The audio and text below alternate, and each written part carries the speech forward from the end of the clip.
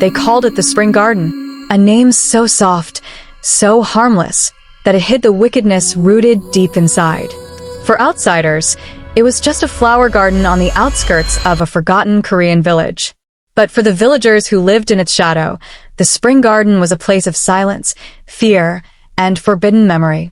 Every spring, when the flowers bloomed, the garden came alive in unnatural ways. Scarlet blossoms opened with a smell far too sweet, their petals strangely moist. At night, whispers drifted from within, as if the flowers themselves breathed with the voices of those who had once been lost there. No villager dared step inside. They knew that every bloom was watered not with rain, but with blood. Chapter 1. The Arrival of Se-Yeon. Se-Yeon, a 27-year-old painter from Seoul, arrived at the village one spring evening. She had grown tired of the city, its noise, its chaos, its emptiness. The countryside promised her peace, inspiration, and a new beginning. She rented a small, decaying house on the edge of the village. From its cracked window, she could see the infamous Spring Garden. The villagers warned her with worried glances. They whispered among themselves whenever she walked past, muttering words like ghosts, curse, and sacrifice. But Se-Yeon didn't believe in such tales. To her, the garden was nothing more than an abandoned beauty waiting to be painted. Her first night was calm, until she heard the whispers. As the wind brushed against the window, Se-Yeon froze. A faint voice called her name. Not once, not twice, but again and again. Se-Yeon, Se-Yeon, come closer. She rushed to the window, heart pounding, but saw nothing except flowers swaying in the moonlight. Chapter 2. The Warning. The next day, she went to the village library to search for books about the area. There she met an old woman with clouded eyes, her voice shaking as she spoke. Do not go to the Spring Garden, the woman warned. It drinks the souls of the young. It craves women like you. Se-Yeon smiled politely, dismissing the superstition. Yet something in the woman's trembling hands and the terror in her eyes unsettled her. That night, she dreamt of a young girl in a white dress standing amidst the flowers. The girl's long black hair was dripping wet as though she had been drowned. She raised a pale hand towards Se-Yeon and whispered, "Help me." When Se-Yeon woke, the echo of that voice remained in her ears. Chapter 3. The Diary. Days later, while cleaning the old house, Se-Yeon discovered a diary hidden beneath a loose floorboard. The leather was cracked, and the pages smelled of earth and iron. It belonged to a girl named Hannah, written 20 years ago. The garden calls me. I cannot resist its scent. Each night, the flowers whisper my name.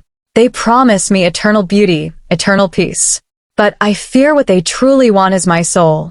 The entries grew more frantic as the pages went on, her handwriting trembling, words smeared with what looked like dried blood. The last entry read only, "Tonight, I will lie down with the flowers.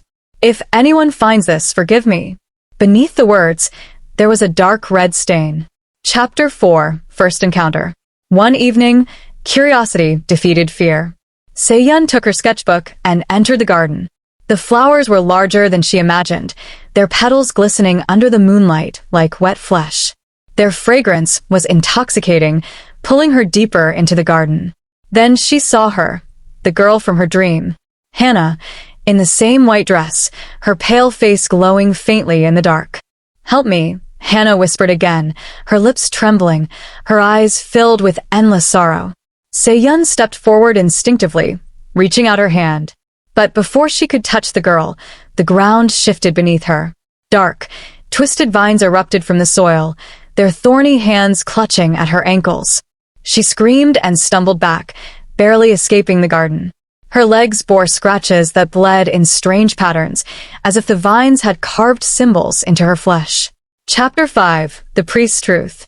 Terrified, Se-Yeon sought help from the village priest, an old man who had lived long enough to remember the stories most villagers dared not speak. "Spring Garden is cursed," he explained. "Centuries ago, when famine struck, our ancestors sacrificed young maidens to the garden.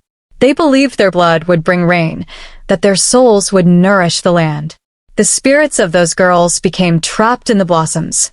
Hannah was the last. She was taken 20 years ago. Since then, the garden waits, hungry for another. Se-Yeon shivered. Why me? Because the garden chooses, the priest said gravely. And it has chosen you. Chapter 6. The Pull of the Garden. From that night on, Se-Yeon was never free. At dusk, she would find herself standing at the window, staring at the garden for hours. At midnight, the whispers returned, stronger each night. Her reflection in the mirror sometimes shifted, showing Hannah's face instead of her own.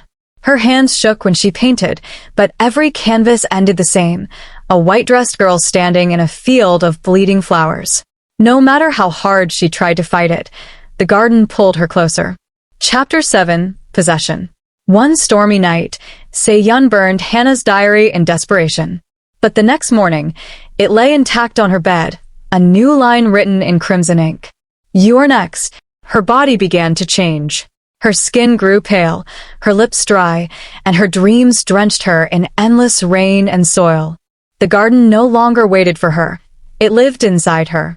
The villagers avoided her completely now. Even the priest would not look her in the eye. She was becoming one of them, a maiden of the spring garden. Chapter 8. The Final Night. The village's annual spring festival arrived.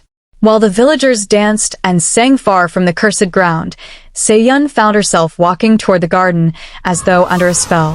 The blossoms opened wider than ever before, releasing a fragrance so strong it made her dizzy. In the center of the garden stood Hannah, her hand stretched out.